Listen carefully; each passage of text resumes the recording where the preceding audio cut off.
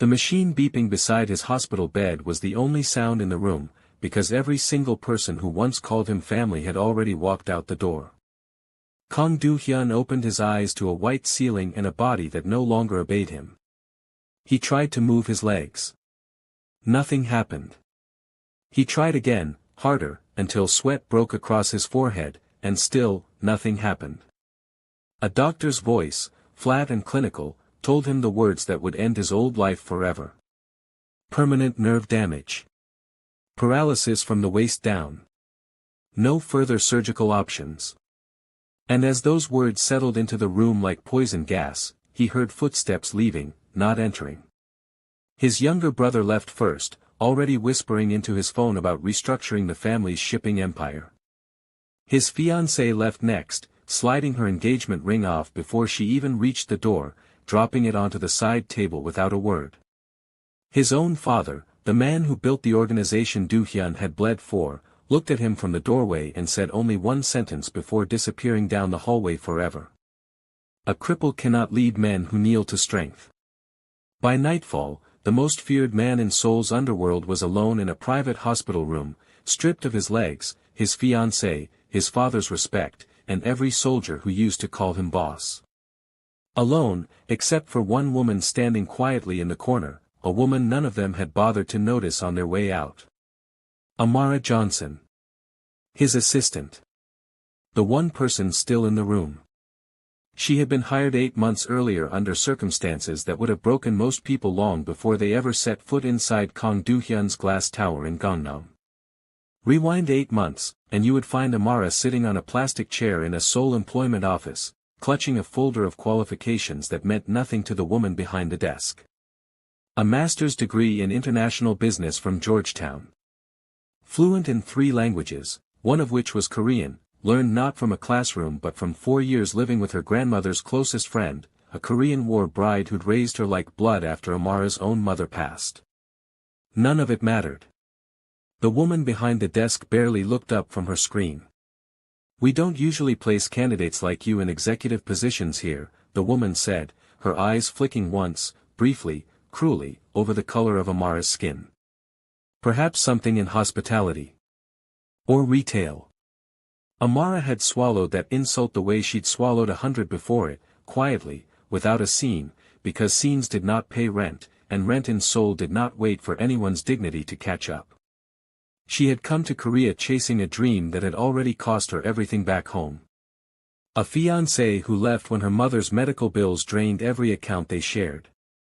A promotion that went to a less qualified coworker because, as her old manager put it, off the record, of course, the client base simply feels more comfortable with someone who looks the part. A mother who died anyway, despite the bills, despite the sacrifice, despite everything Amara gave up trying to save her. So when Amara Johnson walked into that employment office for the 11th time in 6 weeks, and was handed, once again, a listing for a coffee shop instead of a corporate suite, something in her did not break. It hardened.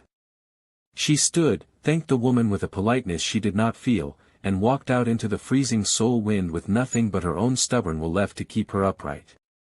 It was a temp agency, 3 doors down, run by an old woman who didn't care about optics, who finally looked at Amara's resume and actually read it.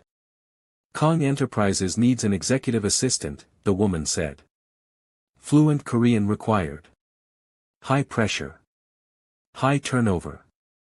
Nobody lasts more than a month. You interested?" Amara didn't hesitate. "Send me." The interview lasted 4 minutes. Kang Do-hyun did not even look up from his tablet as he fired questions at her in rapid Korean, testing her, trying to trip her, trying to make her fail the way the last 6 assistants had failed. When she answered every question flawlessly, in an accent so clean it startled him into actually raising his eyes to look at her, he only said one thing. "You start tomorrow. Don't waste my time like the others did." That was Do-hyun before the accident. Cold. Efficient. A man who ran one of the most powerful shadow empires in Seoul with a stare that made grown men confess secrets they swore they'd take to their graves. Amara learned quickly that underneath the tailored suits and the private helicopters was a man who trusted absolutely no one, because everyone in his life had only ever wanted something from him. Money. Protection. Power by proximity. She watched him eat dinner alone in that glass tower more nights than she could count, surrounded by staff who feared him and family who used him, and something about that loneliness cracked something open in her, even as he barked orders at her and tested her patience daily like it was sport. She never let him see that crack. She simply did her job, better than anyone before her, translating his contracts, managing his impossible schedule, standing silently in board meetings where old men underestimated her right up until she caught the exact clause in a shipping contract that would have cost the company $11 million, a clause none of his own lawyers had noticed. Do-hyun had looked at her that day with something new in his eyes. Not just respect. Something closer to curiosity. Who taught you to read contracts like that? Nobody taught me, she'd answered. I just learned to notice when someone's trying to take something from me that I can't afford to lose. He hadn't responded, but he'd looked at her a beat too long before turning back to his monitor, and something unspoken passed between them in that silence, something neither of them named. Then came the car that ran the red light on a rain-soaked street in Gangnam 3 weeks ago, sent, though he did not yet know it, by rivals within his own organization eager to see him removed. The crash crushed the lower half of his body against twisted metal, and the man who once made grown criminals tremble woke up in a hospital bed unable to feel his own legs. Which brings us back to that hospital room, to the sound of the machine beeping, to the sight of every person who claimed to love him disappearing down the hallway, and to Amara, standing quietly in the corner, the only one left. If your channel is where you love watching loyalty tested against betrayal, you already know what's coming, but stay with me, because this story is only just beginning. For 3 days, Do-hyun said nothing to her. He stared at the wall, refused physical therapy, refused food, refused to acknowledge that she was even in the room. His father sent a lawyer instead of a visit, a lawyer carrying documents that quietly began transferring operational control of Kang Enterprises to Do-hyun's younger brother, framed, of course, as a temporary measure for the company's stability. His fiancée, the daughter of a rival business family, was already photographed at a gala on the arm of another man, smiling for cameras as though the engagement had simply evaporated overnight. Amara watched all of it happen and said nothing, because it wasn't her place to comment on his family's cruelty. She simply kept showing up. She rescheduled his therapy sessions when he cancelled them out of pride. She fielded calls from board members circling like vultures. She brought him food he refused to eat and left it anyway, because leaving it said I still expect you to eat eventually, and something about that stubborn expectation cracked through his silence on the 4th day. Why are you still here? He finally asked, his voice hoarse from disuse, his eyes fixed on the ceiling instead of her face. I have nothing left to offer you. No position. No company. No power. Everyone who wanted something from me is already gone. So why are you still here? Amara set down the folder of documents she'd been organizing and looked at him directly, the way she'd looked at that woman in the employment office all those months ago, with a steadiness that came from surviving things he couldn't imagine. Because you never once treated me like I was invisible, she said quietly. Even when you were cruel, even when you tested me, you looked at me like I was capable of something. Nobody in this country has looked at me that way before. So no, I'm not leaving. Not because I want something from you, Mr. Kang. But because for once in my life, I want to stay somewhere I actually choose to stay. He turned his head then, slowly, and looked at her properly for what felt like the first time since the accident. Not the assistant. Not the employee. Her. And in that look was the beginning of something neither of them was ready to name yet, a thread pulling tight between two people the world had both underestimated and discarded. Do you know what my father called me the day I woke up unable to walk? He asked, his voice low. He called me a cripple. Said a cripple cannot lead men who kneel to strength. 34 years I gave that man. Blood, loyalty, everything. And in one sentence he decided I was worthless. Amara sat down slowly in the chair beside his bed, closer than she'd ever allowed herself to sit before. My mother used to say something to me, she said softly, when the world made her feel small. She said strength was never about what you could carry. It was about what you refused to put down. You built an empire from nothing once. Your legs didn't build that. Your mind did. And that mind is still very much intact, Mr. Kang, whether your father can see it or not. Something shifted in his chest that night, something he hadn't allowed himself to feel in years. Not pity. He would have thrown her out for pity. It was recognition. She wasn't looking at him like a broken man. She was looking at him like a man who simply hadn't finished fighting yet. 2 weeks later, the true test of that fight arrived in the form of his father's board, gathering in a private conference room within the hospital complex itself, arrogantly assuming the paralyzed heir wouldn't dare show his face to contest them. They were wrong. Do-hyun arrived in a wheelchair Amara had fought the hospital staff to secure early, dressed in a suit she'd had tailored and delivered overnight, his spine straight, his eyes sharp with the same cold fire that once made rival gangs surrender territory without a single shot fired. But it was what happened inside that boardroom that changed everything. Halfway through the meeting, as his father's lawyers presented documents in rapid, deliberately obscure legal Korean designed to slip past anyone in the room not fluent in corporate jargon, Amara, seated quietly behind Do-hyun as his assistant, caught something. A single clause, buried on page 43, transferring not temporary but permanent control of 3 offshore accounts into his brother's name, hidden inside language so dense most native speakers would have skimmed straight past it. She leaned forward and spoke, not to Do-hyun, but directly to the board, in flawless, formal Korean laced with the exact honorifics and respect required to address elders in that room, a level of cultural fluency that stunned every single person at that table into silence. "Forgive my interruption," she said, bowing her head slightly with practiced precision, "but I believe the board should be aware that page 43 transfers permanent, not temporary, control of the Busan and Incheon holding accounts. If this vote proceeds as written, Mr. Kang will have no legal recourse to reclaim operational authority even upon full recovery." The room went dead silent. His father's lawyer stammered, caught completely off guard. Board members who had underestimated the black woman sitting quietly in the corner suddenly realized she had just outmaneuvered a room full of Seoul's most expensive attorneys, in their own language, using their own customs, better than they had used them themselves. Do-hyun's father stared at her for a long moment, something between fury and grudging astonishment crossing his face. "Where did you find this woman?" he demanded of his son. Do-hyun looked at his father with a calm, dangerous smile that hadn't crossed his face since before the accident. "I didn't find her," he said evenly. "She found the exact clause your lawyers were counting on everyone missing. Perhaps that should tell you something about who actually deserves a seat at this table." The vote was postponed. The transfer, halted.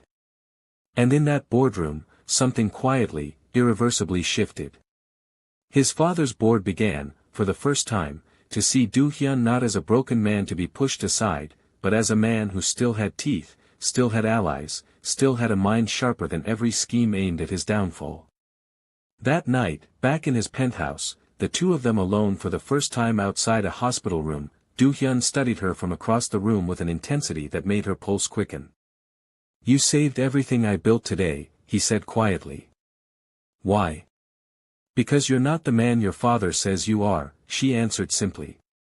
"And I refuse to watch people who never once fought for anything take what you built from underneath you while everyone stands by pretending it's inevitable. I've watched that happen to people my whole life. I won't watch it happen to you." He wheeled closer to her then, closer than propriety technically allowed between employer and employee, and for a long moment neither of them spoke. "My family sees a broken man in this chair," he said finally, his voice rough with something unfamiliar to him. "Vulnerability. But you've never once looked at me that way. Why is that?" "Because broken men don't rebuild boardrooms in 2 weeks," she said softly. "Broken men don't teach themselves to sign documents with their opposite hand because the accident damaged their dominant one. Broken men don't memorize every clause in every contract just to make sure nobody ever underestimates them again. I don't see a broken man, Mr. Kang. I see a man the world made the mistake of counting out too early." Something in his chest broke open completely then, some final wall crumbling under the weight of her words, and for the first time since the crash, Kang Do-hyun reached out and took her hand, not as an employer reassuring an assistant, but as a man reaching for the one person who never left. "Call me Do-hyun," he said quietly.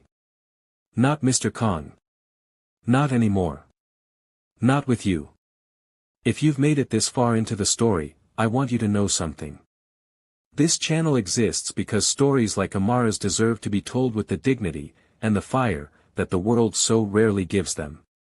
If this story has you holding your breath the way it had me writing it, do me a favor and hit that subscribe button, join the AfroKorean Chronicles family, because we've got so many more stories like this one waiting for you, and trust me, this one is only about to get better.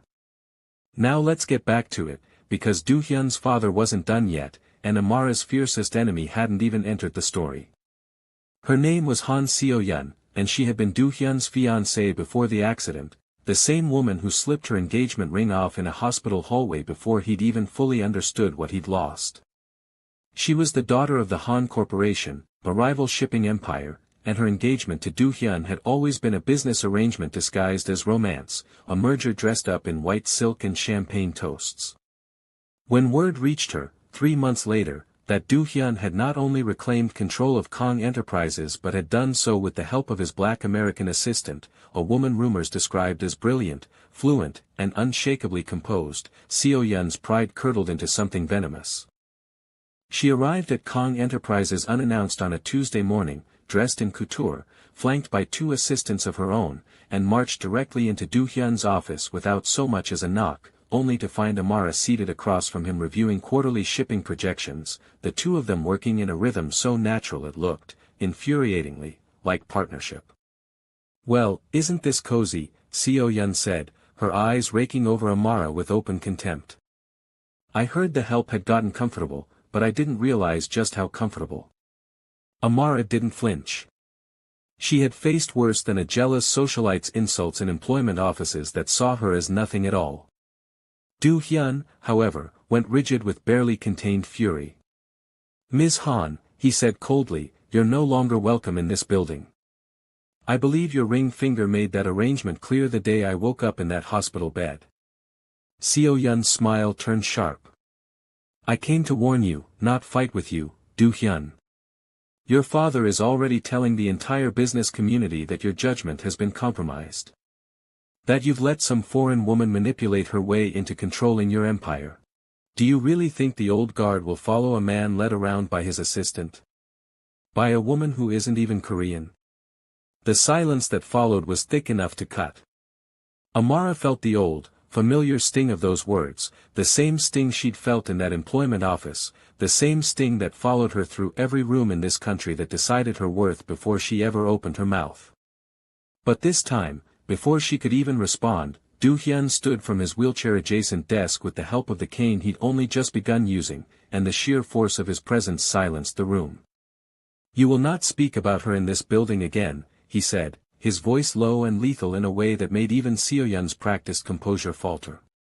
"This woman rebuilt what your father's business partner, my own father, tried to dismantle. She caught a clause in a contract that would have cost this company $11 million before the accident even happened. She caught another that would have stripped me of everything I own after it. She has done more for this company in 8 months than you did in 3 years of engagement photos and gala appearances. So before you question who belongs at this table, Seo-yeon, I suggest you ask yourself what exactly you've ever built with your own 2 hands." Seo-yeon's face flushed red, humiliation flashing across her features before she composed herself enough to storm out, but the damage to her pride was done, and everyone in that office had witnessed it. That should have been the end of it. It wasn't. 3 weeks later, Amara discovered the true depth of the conspiracy against Do-hyun, one that traced back not just to his father's ambition or his brother's greed, but to Seo-yeon's own family, who had orchestrated the very accident that put him in that wheelchair. Working late one night, cross-referencing shipping manifests for an unrelated audit, Amara noticed an irregularity, a payment routed through 3 shell companies, all eventually tracing back to the Han Corporation, made 2 days before the crash, to a private security contractor known for arranging accidents that looked exactly like accidents.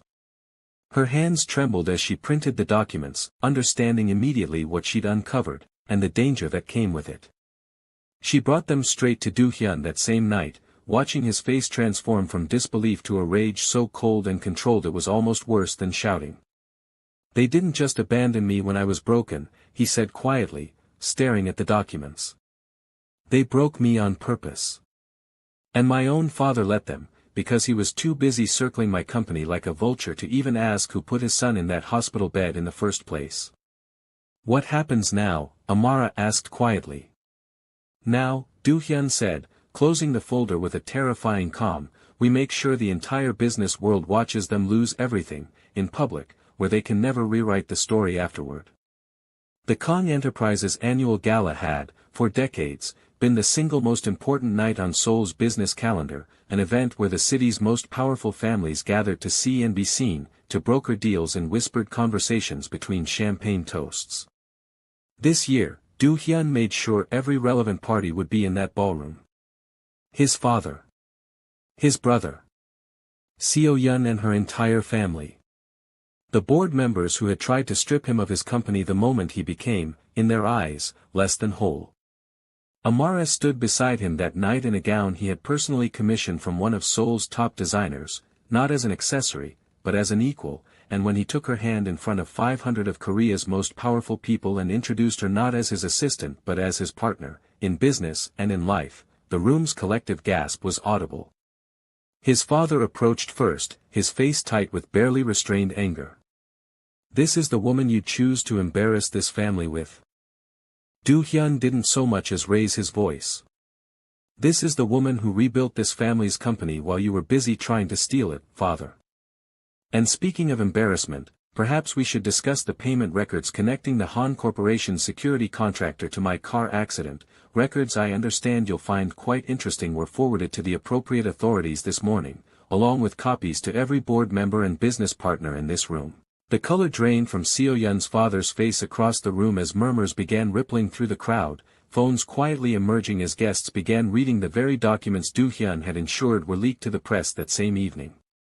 Seo-yeon herself stood frozen, the champagne glass trembling in her hand, as the full weight of her family's crime, and its public exposure, crashed down around her in real time.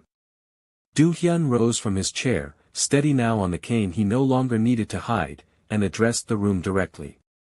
"8 months ago, I lost the use of my legs," he said, his voice carrying across the stunned silence of the ballroom. "And in that same week, I lost my fiancée, my father's respect, and every soldier who once called me boss. Everyone in my life decided, the moment I could no longer stand on my own, that I was no longer worth standing beside. Everyone except one woman who had absolutely nothing to gain by staying, and who stayed anyway. She caught the fraud that would have bankrupted this company. She caught the fraud that would have stripped away everything I own. And 3 weeks ago, she caught the evidence proving that the woman standing in this room right now, and her family, orchestrated the accident that put me in that wheelchair to begin with, hoping a broken man would be too weak to ever uncover the truth."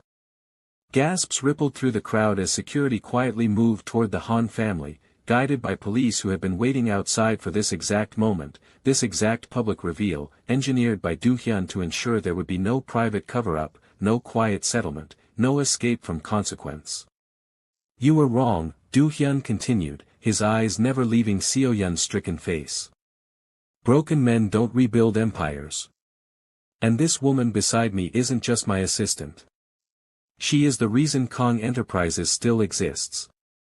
She is the reason I still exist. As of this morning, she holds an equal executive partnership in this company, and as of tonight, she holds my hand, in front of every single person who ever doubted either of us." The ballroom erupted, not in scandal, but in something far more dangerous to his enemies, respect. Business partners who had quietly begun distancing themselves from Do-hyun during his recovery now surged forward to shake his hand, to shake Amara's hand, desperate to align themselves with the man who had just publicly, brutally, and legally dismantled 2 of Seoul's most powerful families in a single speech. His father stood frozen at the edge of the crowd, watching his empire slip fully and finally from his grasp, his own crimes now under investigation alongside the Han family's, while Amara Johnson, the woman he'd once called nothing more than the help, stood at the center of the room as the equal partner of the very empire he'd tried to steal.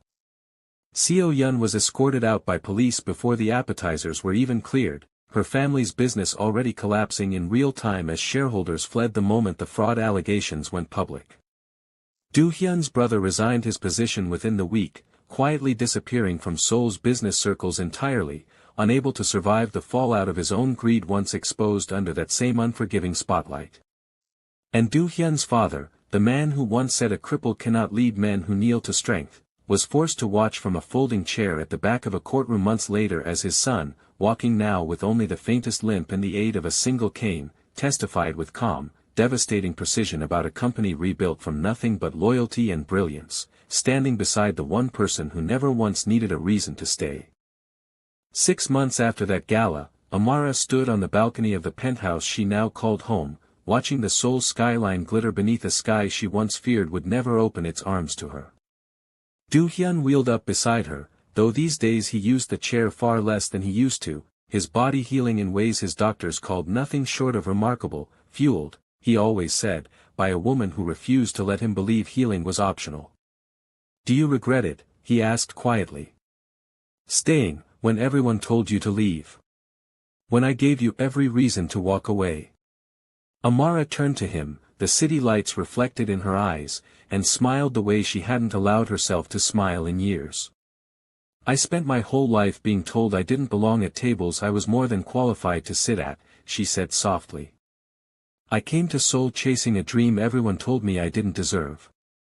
And the one time I finally chose to stay somewhere, fully, completely, without asking for permission, was the moment I finally understood what it felt like to actually be seen. No, Do-hyun.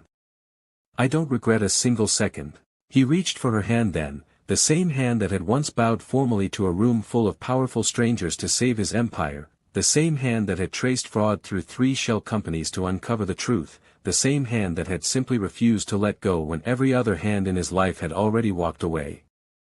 "Then stay," he said quietly. "Not as my partner in business. As my wife. Because I've learned there's only one kind of strength worth building an empire on, and it's the kind that never once needed to be asked to stay." And beneath that glittering Seoul skyline, in the home built from ashes and loyalty and a fire the world tried and failed to extinguish, Amara Johnson finally, completely, chose to stay. If this story moved you the way it moved me telling it, make sure you're subscribed to AfroKorean Chronicles, because we are just getting started, and the next story waiting for you might just be the one that stays with you the longest. Until next time, keep believing that your loyalty, your brilliance, and your worth were never up for anyone else's debate to win.